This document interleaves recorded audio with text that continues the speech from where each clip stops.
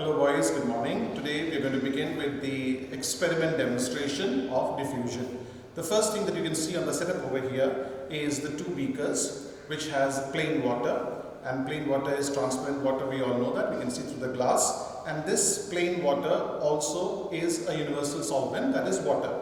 Now we are going to use another thing over here which is the potassium permanganate crystals. You all know potassium permanganate crystals also easily dissolves in this water here.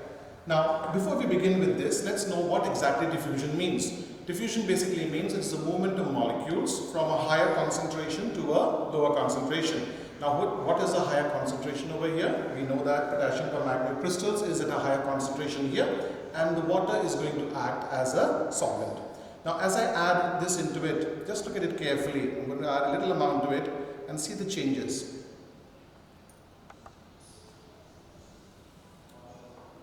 Now boys, just look at it very carefully. You can see that the potassium permanganate crystals in a higher concentrations has settled down on the beaker, and the water, which is showing its color as the potassium permanganate crystals are moving from the bottom to the top of the water level, and you can see slowly the color is changing. It is becoming more and more dark as it's going up. It will take a little time maybe because waters don't move much. You've studied this in the lower classes also, that molecules take its time movements in liquids, and so it's taking more time to move. Now to make it more faster, if I want to make this to happen faster, the simple thing that I can do is to stir with a glass rod and see exactly what changes is happening. Just look at it very carefully. So you can see it, how easily the whole water has become dark purple in color. That means the kinetic energy created by this glass rod stirring in this water has moved and made the potassium permanganate crystals to dissolve slowly and mixing and making it fully the same uniform color. This is a simple experiment proving that diffusion is acting. So we come to a final inference or result to this experimental setup, that when we take a solute, potassium permanganate crystals, add it into a solute, into a solvent, water, it becomes a solution. And you can see the solution very clearly here dissolved in this water permanganate crystals in this water here. So diffusion itself has proved itself.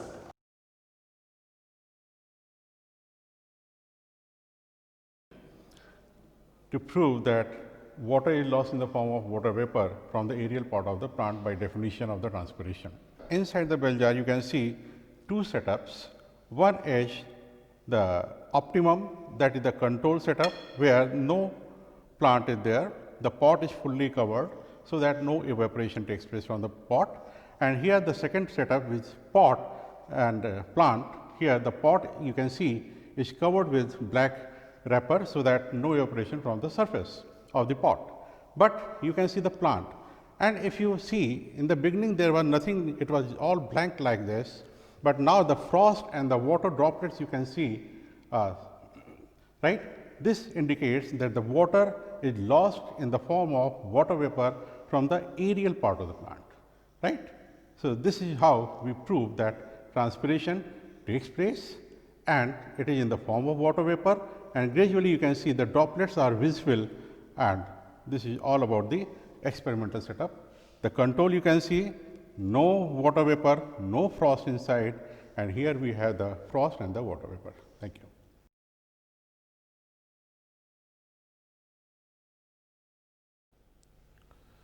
Today's experimental demonstration that we show here is a potato osmoscope showing the process of osmosis.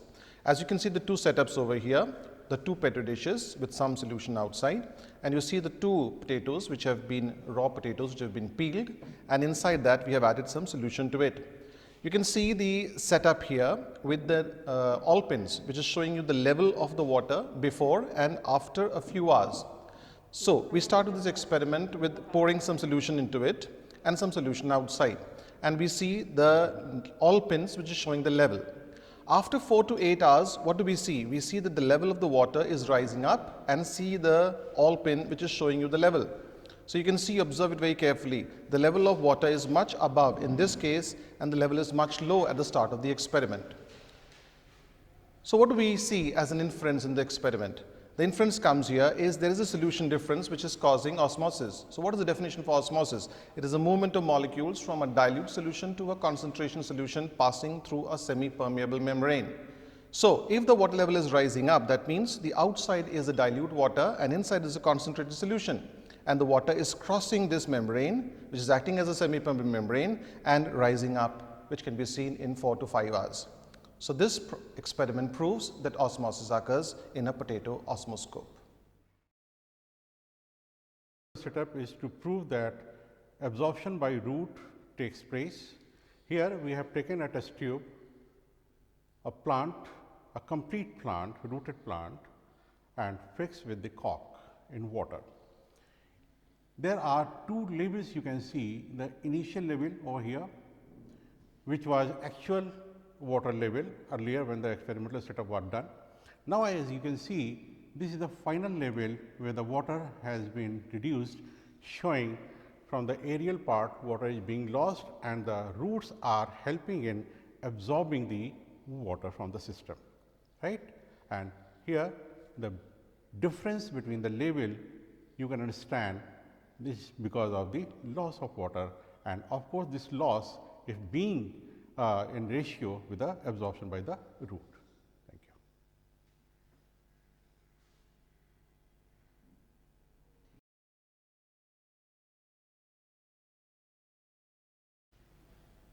Welcome boys again. In next sequence of experiments of physiology, plant physiology, we talk about the photosynthesis experiments. You know, photosynthesis is preparation of food by the green part of the plant in presence of carbon dioxide, water and sunlight. Here the sunlight, that is the source of light, is very important in the experimental setup, and while drawing the diagram and setting up, you have to show the source of light necessarily. But the aim of this experiment is to prove that oxygen is evolved during the process of photosynthesis. In this experiment, we have taken the hydrilla aquatic plant, right, and how do we measure the rate of photosynthesis? Only way to measure the rate of photosynthesis is to show that oxygen is evolved, right. Per photon, the oxygens are evolved. As it absorbs the photon, the photochemical reaction takes place and oxygen is evolved, right. In this experimental setup, you can see the frost over there, and gradually you will find few bubbles are coming up, but actually it is oxygen which is evolved in the process of photosynthesis. Thank you.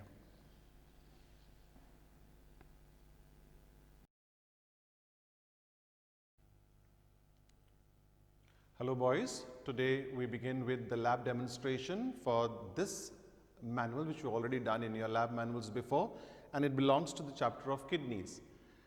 Here you see in this demonstration over here, in the model here, there are a pair of kidneys. You can see a pair of kidneys over here.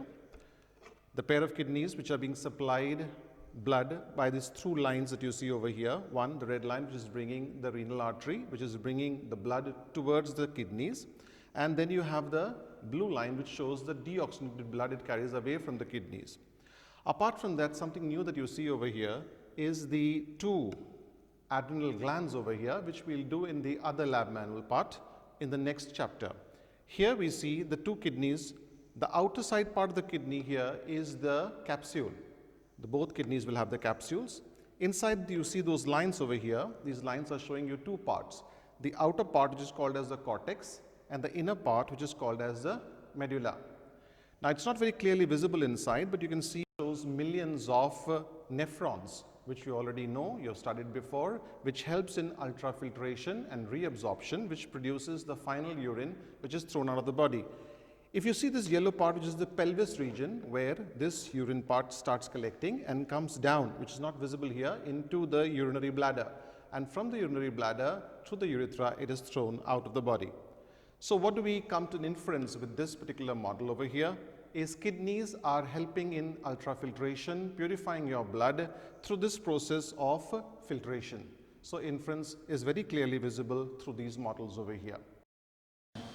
Hello boys, welcome to the next lab demonstration of the nervous system chapter that you've already done in your lab manuals. The different types of sense organs that we have done in the lab manuals include the eye and the ear. Now, the first part that we begin with is the eye. Now, what you see in my hand over here is just a model of the eye, and that's also opened up into pieces, which I'll join it one by one as I explain to you. Now, let's understand what exactly our eyes look like. Now, this is a half model shown to you right in front of you, and this is the lower part of the eyeball, which shows some of the parts.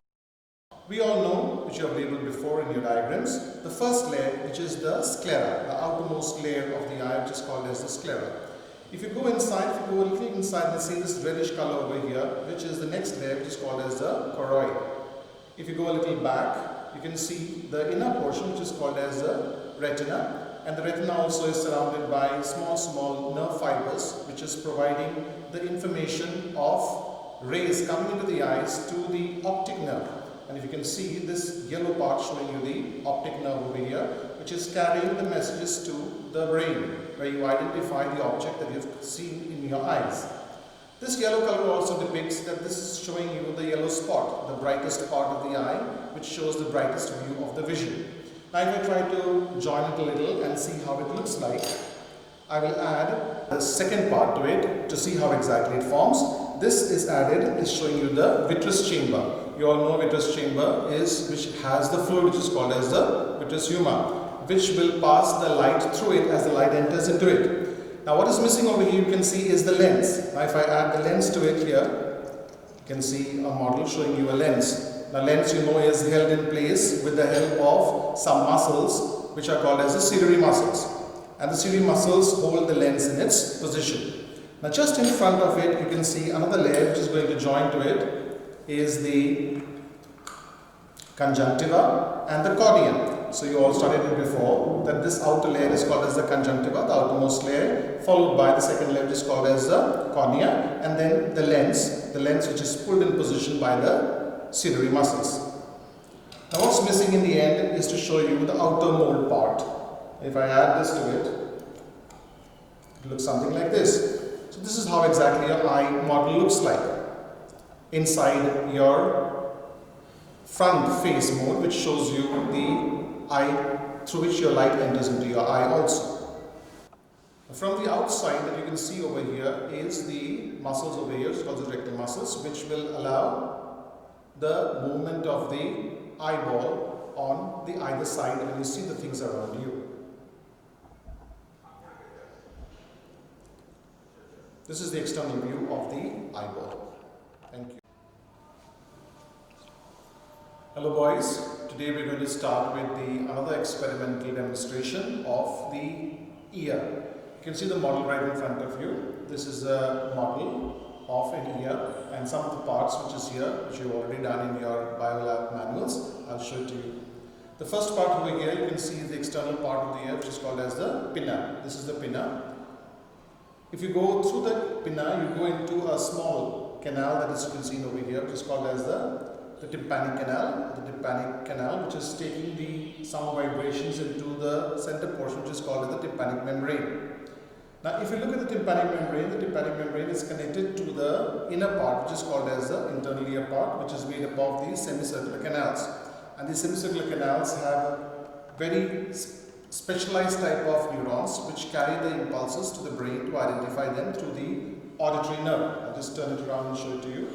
This is the auditory nerve, which is carrying the impulses of hearing to the brain. Now, let's understand exactly how vibrations come. When we want to hear something, as you can hear just now, also my voice, the vibrations of the air is moving in and hitting through the pinna, entering into the ear canal or the tympanic canal, and hitting the eardrum or the tympanic membrane. As this starts vibrations, the first three parts, three bones, which is not really visible inside here, but it is there, which is called as the middle ear portion, which contains the malleus, incus and stapes. As these malleus, incus and stapes starts vibrating, these vibrations are taken by the oval window into this particular part, which is called as the cochlea. The vibrations of this cochlea inside, the fluid, takes the impulses to the brain through the auditory nerve to identify the sound. One more extra part that you can see over here is called as the semicircular canals. Now this has nothing to do with hearing, we all know. This part only is helping in balancing your body. Now it's not very clearly visible, but these three are at 90 degrees to each other and they help in the balancing of the body when the body is in static position or in dynamic motion. That means when you are moving or when you are standing. So what is the inference of this experimental model? That the ear, which is a part of the nervous system, helps you to hear through these parts and also to help to balance your body through this part which is called as the semicircular canals. Thank you. Hello students, good afternoon. Today we are going to discuss the endocrine system. You know there are two types of glands basically, exocrine glands and endocrine glands. Exocrine gland means the secretion is released through ducts and endocrine glands release their secretion directly into the bloodstream by means of diffusion. There is an intermediate gland also, that is mixed gland. Mixed gland is pancreas, which has both the types of cells, that is exocrine cells and endocrine cells, right?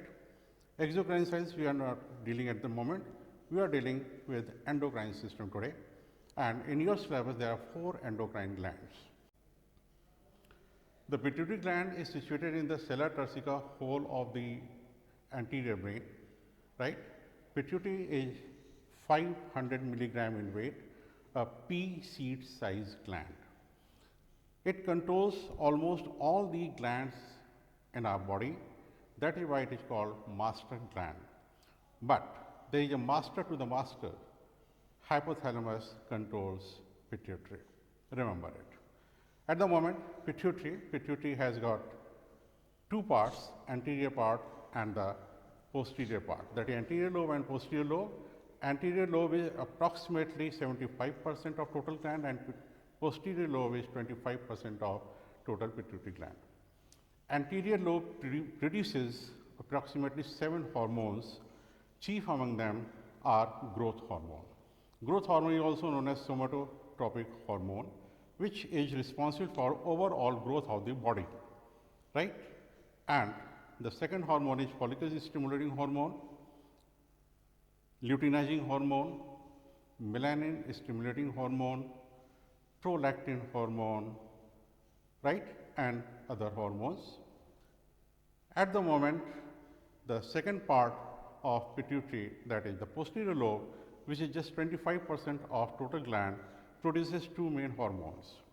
Pituitary gland, the second part, posterior lobe, 2 hormones, remember. The ADH, antidiuretic hormone, also known as vasopressin, and the second hormone is oxytocin. ADH is responsible for the reabsorption from kidney after the ultrafiltration, and oxytocin is the hormone that elevates mood, that is a happiness and pain relieving hormone.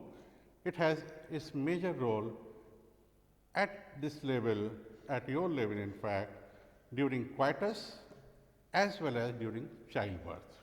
During coitus as well as during childbirth, it causes peristalsis movement in vaginal muscles, so that during the first phase, that is the coitus, the sperms move up, and during the childbirth, the downward peristalsis takes place to facilitate the childbirth, right? So, children, moving ahead after pituitary gland, we move to the next gland, the thyroid. As you can see, it is a bilobed gland with an isthmus over there. This is the largest endocrine gland in our body, right? It has pink color follicle cells, and this gland produces thyroxine hormone. Thyroxine hormone is iodine containing protein which circulates in our body, and this is responsible for basal metabolic rate, BMR, of our body, is controlled by the thyroid gland, right?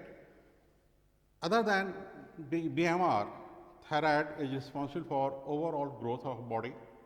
Many functions are related to it. In brief, in a nutshell, we can say, if there is deficiency of iodine, Remember, the difference between the deficiency of thyroxine and iodine. If there is deficiency of iodine in our diet, the person suffers from simple goiter. Why? What is it? Simple goiter is actually the swelling of gland in order to extract more and more iodine from the available food. This condition is more prevalent and rampant in Terai region, that is the foothills of Himalaya, where naturally iodine is absent in soil. People living in coastal areas will never have this problem. There will not be, you can say, simple goiter, right? Because iodine is sufficiently available in coastal areas and in its water and the vegetation, whatever there is. When thyroxine is in excess in elderly people, in adults, there can be exophthalmic goiter. The eyes bulge out, right, due to abnormal deposition of fat in the facial region, right. This condition is exophthalmic goiter, right. Good. Now, proceeding ahead, the next gland is mixed gland, the only mixed gland in our body, that is pancreas. As you can see, pancreas is approximately 18 centimeter horizontally placed just above, below the stomach and above the small intestine. This is mixed gland because it has got both exocrine and endocrine cells. The endocrine cells are called islets of Langerhans, which are having three types of cells chiefly: alpha cells, beta cells and delta cells. You can see here, this is the pancreas and it expands. Pancreas has three types of cells: alpha cells producing glucagon, which actually converts stored glycogen into glucose at the time of deficiency of glucose level in our body. Beta cells produce insulin. Insulin increases the oxidation of glucose to maintain the blood sugar level. In case of hyposecretion of insulin, the natural conversion of glucose stops or reduces and it causes diabetes mellitus. The hypersecretion of insulin causes rapid oxidation of glucose that results in the sharp fall of glucose level in blood. It causes person to undergo in coma at times if proper precaution is not taken. That is why diabetic people are suggested to have chocolate or some toffee with them in case of an emergency. This is about the beta cells, that is insulin. The third cells are delta cells, which produce somatostatin hormone, and this somatostatin is responsible for fat metabolism as well as it coordinates between the glucagon as well as insulin, right. Here we finish about the pancreas. As you can see the location of pancreas. Now we proceed to the last gland of your syllabus is adrenal. As the name indicates, ad means on, renal means kidney. The two kidneys are here and you can see a cap like structure. This is the adrenal gland. Okay. Adrenal gland has got two parts, the cortex and the medulla. Adrenal cortex and adrenal medulla. Adrenal cortex is directly under the control of central nervous system, whereas adrenal medulla is under the control of peripheral nervous system. Right? This is the only gland which is not under the control of central nervous system, that is adrenal medulla. Adrenal cortex releases approximately 3 hormones. Actually, there are more than 45 hormones produced, but over the period of evolution, number of hormones have been reduced and only 3 main groups of hormones are functional. These are glucocorticoid, mineralocorticoid and adrenal sex hormones. Glucocorticoid hormones are responsible for carbohydrate metabolism. Whenever there is fall of glucose level, gluconeogenesis occurs and that converts the stored fat and protein into glucose. right? This is about glucocorticoid hormone, the first group. The second group of hormone produced is adrenal sex hormones. These adrenal sex hormones are responsible for the secondary sexual characters, supporting the secondary sexual characters. And remember one thing was, every male has certain amount of female hormone and every female has certain amount of male hormones. Nature has given a proper balance of these two hormones in every body.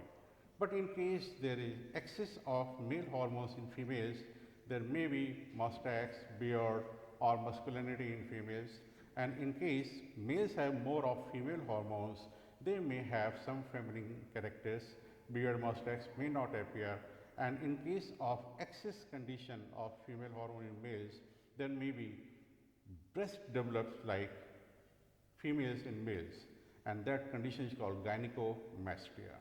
Okay? The third group of hormone is mineralocorticoid hormone that regulates the mineral metabolism, and the chief hormone here among mineralocorticoid is aldosterone. Okay? It plays very important role in the reabsorption of sodium potassium chloride ions from the kidney after ultrafiltration.